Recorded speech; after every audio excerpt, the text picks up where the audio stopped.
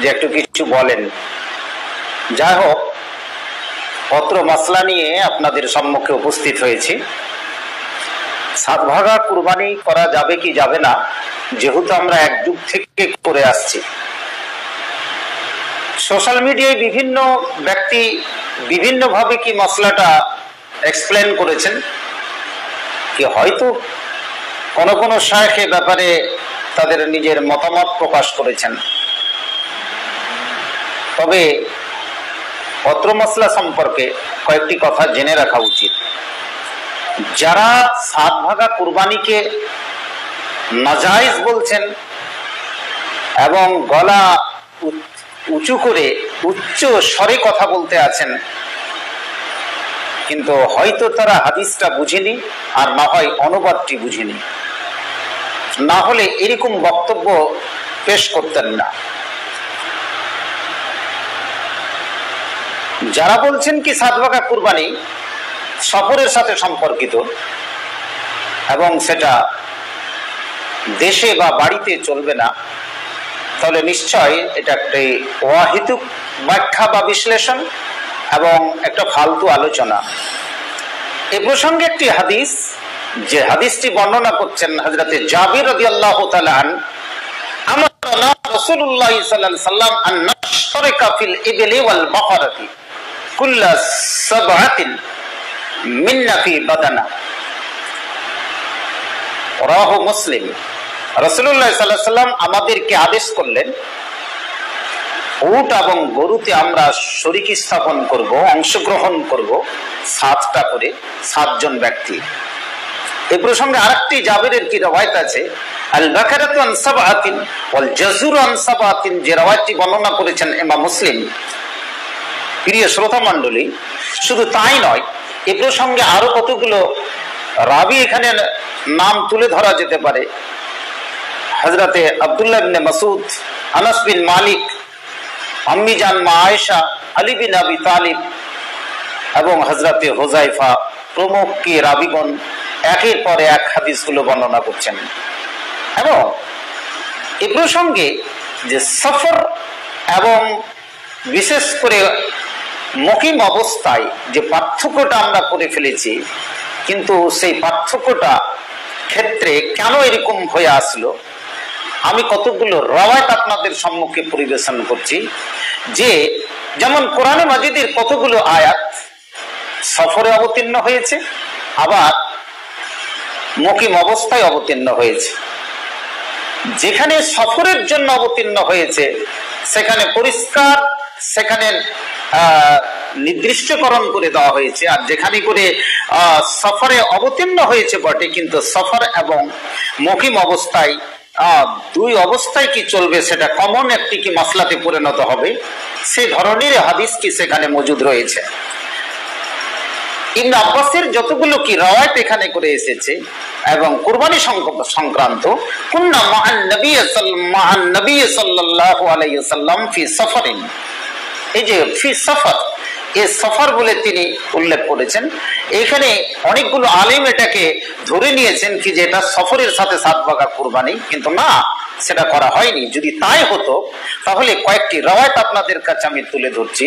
যেমন হযরত আবু মুসা আশআরী থেকে হাদিসটি বর্ণনা করা হয়েছে, কুন্না মা'আন নবী সাল্লাল্লাহু আলাইহি সাল্লাম ফি সফরিন ফাকুন্না ইযা আলাউনা কাব্বারনা, আমরা যখন কোনো উঁচু জায়গাতে সফরে ছিলাম, আমরা যখন কোনো উঁচু জায়গাতে উঠতাম, পাহাড়ির কোনো ঘাটিতে উঠতাম, তখন আমরা সেখানে আল্লাহু আকবার বলতাম। তাহলে আমি বাড়িতে যদি থাকি, আর বাড়িতে যদি কোনো সিঁড়িতে বা 5 তলা বিল্ডিং এ যদি থাকি, উপরে যদি উঠি, সেই মাসলাটা সেখানেও আল্লাহু আকবার কি বলা যেতে পারে, অসুবিধা নেই। তাহলে এখানে ক্যাম্প এবং মুকিম এবং সফর অবস্থায় দুটোই বলা যেতে পারে। ঠিক সেইরকমই কুরবানির অবস্থাটা সেইরকমই। হযরত আব্দুল্লাহ বিন মাসউদের আরেকটি রওয়ায়াত পরিবেশন করা যেতে পারে, কুন্না মা রাসূলুল্লাহ সাল্লাল্লাহু আলাইহি ওয়াসাল্লাম ফি সফরিন ফাহাল্লাল মা, রাওয়াহুল বুখারী।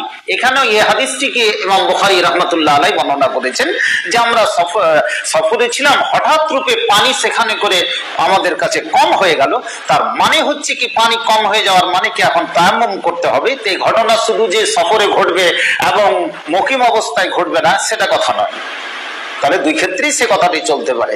হযরতে বারা বিন আযিবের একটি রওয়ায়াত খুব পূর্ণাঙ্গ এবং এক্ষেত্রে দলিল হিসাবে পরিবেশন করা যেতে পারে।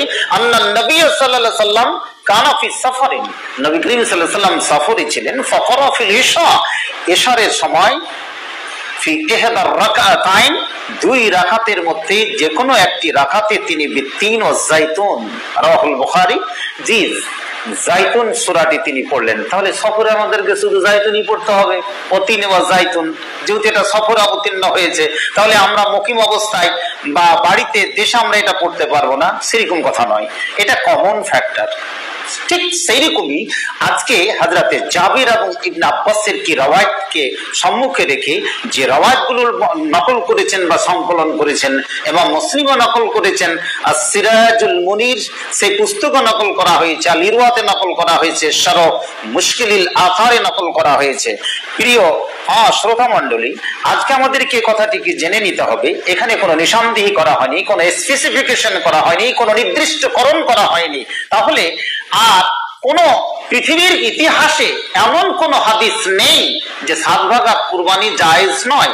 যেহেতু 7 ভাগা কুরবানি জায়েজ বা বৈধ, আজকে সৌদিয়া স্থায়ী ফতোয়া কমিটি বা ফতোয়া বোর্ডের সেই ফতোয়া যে 7 ভাগা কুরবানি জায়েজ এবং বৈধ, আজকে ভারত এবং বাংলাদেশের কিছু উলামায়ে কেরাম এই প্রসঙ্গে কিছু কথা বলে থাকেন যে 7 ভাগা কুরবানি সফরের সাথে কি সম্পর্কিত এবং এটা মুকিম অবস্থায় সম্পর্কিত নয়। তাহলে সৌদিয়ানরা একটু তারা অট্টহাসি হাসে কি ধরনের কি আজকে আমরা ফতোয়া কি মাসলা উপস্থাপিত করছি। প্রিয় শ্রোতা মণ্ডলী, যেখান থেকে আপনারা দেখছেন পরিষ্কার কথাগুলো দলিল হিসাবে কি জেনে রাখুন। নবী যখন হজ্জতুল বিদাতে গিয়েছিলেন, সে 10ম হিজরিতে, তিনি সেখানে সেই বিদায় হজে ভাষণ দিয়ে বলেছিলেন, লিকুল্লি বাইতিন উদহিয়া, প্রত্যেকটা বাড়ি থেকে একটা করে কুরবানি হওয়া উচিত। তাহলে উযহিয়া বলতে এখানে করে এটা উটও হতে পারে, যে একটা উটও হতে পারে, একটা গরু হতে পারে, একটা খাসি হতে পারে, একটা দুম্বা হতে পারে, অথবা আগেও কুরবানি হতে পারে, সেটা একটা কমন জেনারেল কি মাসলা। তাহলে কুরবানির প্রতি এখানে অনুপ্রাণিত করা হয়েছে এবং 7 ভাগা কুরবানিকে সেখানে জায়েজ করা হয়েছে। তাহলে একটাই কথা বলতে পারি যে পৃথিবীর কোন ইতিহাসের কোন হাদিসে এই জায়গাতে প্রমাণ নেই বা কোন আলেম এটাকে মুখ উচ্চ করে বা উচ্চ স্বরে কথাটি বলতে পারবে না যে 7 ভাগা কুরবানি জায়েজ নয় না, এবং এটা সফরের সাথে সম্পর্ক, এটা দেশের সাথে সম্পর্ক নয়, বাড়ির সাথে সম্পর্ক নয়। নিশ্চয়ই হাদিসটা বুঝতে আমরা কি ভুল করেছি, তার অনুবাদ ভাবার্থ বুঝতে ভুল করেছি। আজকে বিশ্বের যতগুলো বিদগ্ধ পণ্ডিত স্কলার, তাদের সমস্তই কি একমত যে 7 ভাগা কুরবানি জায়েজ এবং কিয়ামত পর্যন্ত কি জায়েজ থাকবে। আপনাকে কতগুলো নজির দেখাচ্ছি আমি, যে সফরের জন্য কতগুলো জায়গাতে স্পেসিফিকেশন করে দিয়েছেন। আমরা যদি হাদিসগুলো পড়ি, আমরা যদি তাকসিরুস সালাত যদি পড়ি, এই তাকসিরুস সালাতের ক্ষেত্রে যা সালাতে আউয়ালু মা ফুরিদাত রাকাআতান, রাওয়াহুল বুখারী, হাদিস নাম্বার 1090, এই হাদিসটা যদি দেখি, মানুষ যদি কি মুসাফির অবস্থায় থাকে তাহলে 2 রাকাত নামাজ সেখানে করে পড়বে 4 রাকাতের পরিবর্তে। ঠিক সেরকম এখানে নিষেধ করে দেওয়া হলো। তাহলে আপনি ওখানে 4 রাকাত পড়বেন না, 2 রাকাত পড়বে, এটা ফ্যাসিলিটেশন দেওয়া হয়েছে, আপনাকে অপশন দেওয়া হয়েছে। নেক্সট আবার যদি আমরা চলে যাই, যা তাওকীতু ফিল মাসহি আলাল খুফাইন, কিতাবুত তাহারা, রাওয়াহু মুসলিম, খুফের উপরে, মোজার উপরে কি মাসা। জি, যদি আমি সফরে থাকি তাহলে 3 দিন 3 রাত, সালাসাতু আইয়াম ওয়া লায়ালিহিন্না, জি লিল মুসাফির, জি 3 দিন 3 রাত এখানে করে আমাদেরকে জি মোজার উপরে কি মাসা করার কি অনুমতি দিয়েছে।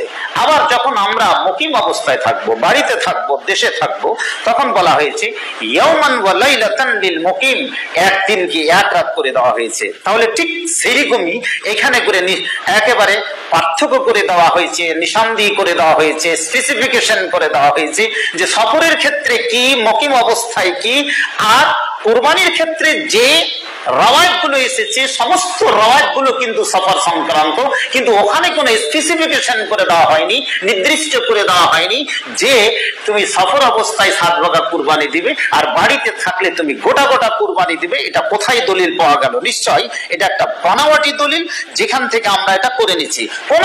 কোন মুহাদ্দিস এ পর্যন্ত হাদিসের কোন পুস্তকে, এমনকি সিয়ায়ে সিত্তা, তাছাড়া অন্যান্য মুসনাদ আহমদ আছে, হাকিম আছে, যে হাকিমের মুস্তাদরাক আছে, যে এই সমস্ত গুলোতে কোথাও এই ধরনের বাব স্থাপিত করেনি বা কায়েম করেনি। বাবুল উজভিয়াত লিল মুসাফির, মুসাফিরের জন্য কি কুরবানি। আশ্চর্য লাগে, ফায়াল্লাল আজাব সুম্মাল আজাব, আশ্চর্যজনক।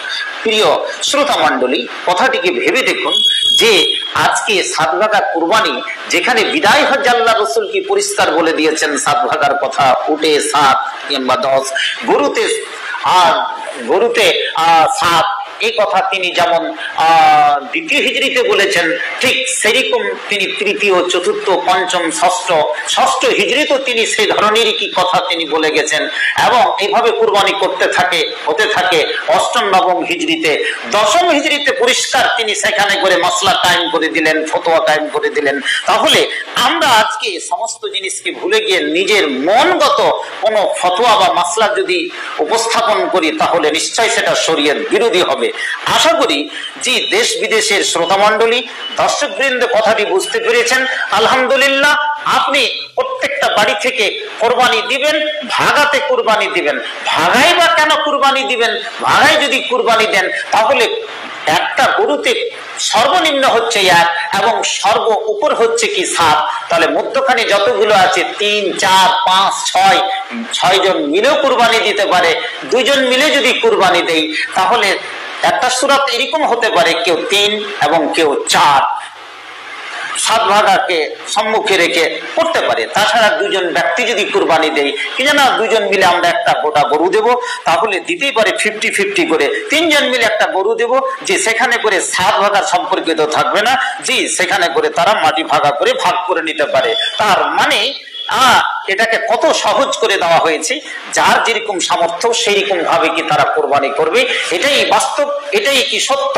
তাই আপনাদেরকে সমস্তকে আমি এই কথার মানে ইনফরমেশন দিতে চাইছি, জাল বাকারাতুন সাবআতিন ওয়াল জাযুরু আন সাবআতিন, পরিষ্কার হাদিস, যে হাদিসের উপরে কোনো কালাম নেই, কোনো সেখানে করে কোনো অভাব অভিযোগ নেই। সুতরাং সফর এবং কি বলছে কি যে মকিম, এই দুটোর মধ্যে পার্থক্য না করি, যে সফর অবস্থায় যেমন কুরবানি দিয়েছি 7 ভাগা, বাড়িতেও সেই 7 ভাগা কুরবানি অব্যাহত থাকবে, নিঃসন্দেহে জায়েজ, এবং কিয়ামত পর্যন্ত ইনশাআল্লাহ এটা জায়েজ বা বৈধ থাকবে। ওমা তৌফিক ইল্লা বিল্লাহ। 7 ভাগা কুরবানি সম্পর্কে